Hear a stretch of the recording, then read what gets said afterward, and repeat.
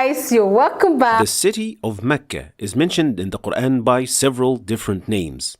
But of course, the most well-known is Mecca itself.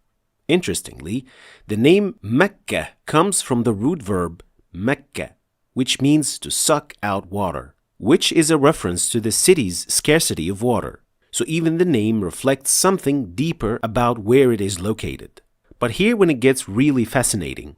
In Surah Ali Imran, when Allah addresses the people of the book to affirm the truth of Islam, He does not use the familiar name, Mecca. Instead, He uses a lesser-known name, Bekka. But why this name? And why in that specific context? The answer is actually mind-blowing. So let's dive in. Many scholars of tafsir indicated that the name Bekka does have a literal reference to it, just like Mecca, which is Bekka, with the literal meaning of crying or weeping, a reference to the crying or weeping of visitors asking for forgiveness in that sacred place.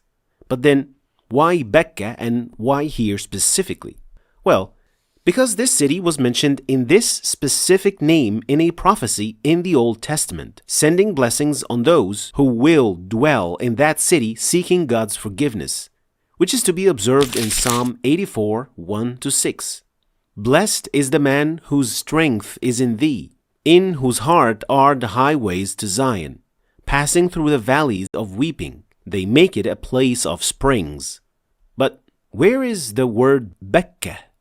Shouldn't this name be included in the prophecy to actually be a prophecy?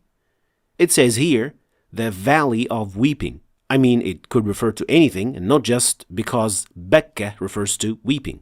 After all, Valley of Weeping has a capital W, indicating that it is a proper noun, a name of a place, right? Well, here's the surprising part, or rather, not so surprising. If you actually take a look at the original Hebrew text for that exact same verse, you will find this. Here it is mentioned with the name of Bekka, with a capital B, indicating that it is indeed a proper noun, which means that it is a name of a place or someone.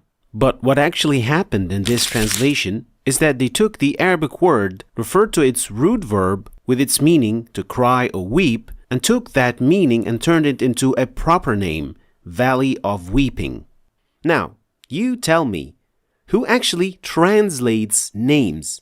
Who does that? So if we, for example, have a Mr. White, should we then call him Ustadh Abyad if we use his name in Arabic text? So actually literally translating the name? Of course not. This is totally incorrect. Names are to be transliterated, not translated, and should remain the same to keep referring to the same entity.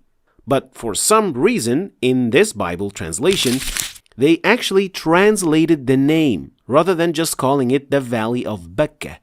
So this is quite simply one of many desperate attempts to hide the bits of truth that can still be found in their books even today. And so, it was then suitable for this ayah discussing the message of Islam and proving its correctness to the people of the book is to remind them of what is still in their book. But the even more amazing part is knowing that the first translation of the Bible into Arabic was in the 8th century, which is about 1 full century after the message of Prophet Muhammad, peace and blessings be upon him. So apart from the fact that he, peace and blessings be upon him, was unlettered, how could he have known something that was buried in the books in Hebrew? But the answer to this question for us is quite simple. Because it is not his words. It is the words of the one who knows everything. Finally, why would we believe anything that is given in the Bible while we believe it has been changed and distorted? How can anything be labeled as prophecy? Well, we as Muslims believe that these books contain remnants of the original Torah sent to Musa and the Injil revealed to Isa. We cannot with 100% certainty know which is which. The parts that agree with the Quran, which we know 100% is from Allah, are probably correct, and otherwise it's been added or fabricated. Take this excerpt as an example from Deuteronomy 6:4. Shema Yisrael Yahweh Elohino Yahweh Echad. Hear, O Israel, the Lord, our God, the Lord is one, which is in line with Allah's words. قُلْ هُوَ اللَّهُ أَحَدٌ. Say, Allah is one. And so, such verses may still contain some truths in them. And you'll be surprised at how many prophecies and references to Prophet Muhammad, peace and blessings be upon him, in the Bible. So let me know in the comments if you are interested to learn more about these. Guys, that was a very beautiful one. I really, enjoyed this. It's really got my full attention.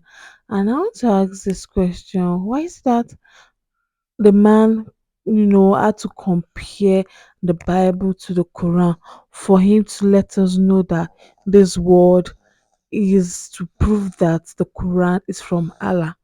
One word that proved that Quran is from Allah, and he made mention of Mecca, crying and weeping. So normally in Mecca, where, like, based on my understanding, Mecca is a place where Muslims go to pray, you know, at the Kaaba. So I love his illustration. I love the examples he gave. I love how he tried to prove some of the things to let us understand that okay, it's also found in the Bible, even though it's not found directly in the Bible. That's so interesting to to watch and to learn. But my own is I was expecting him to talk majorly about the Quran, how the Quran itself, using the Quran only to prove that it's from God, not trying to compare it with another religion or trying to compare it with Bible. That's my own point. I'm not saying that what he said is wrong. I just felt like, it should have given us more details on why this particular word, you know, is to prove that Quran is from Allah. That would have really make total sense, Even though this got my full attention, but that would have make total sense to me. I don't know if to any other person that is not a Muslim, but it was a very, very beautiful one.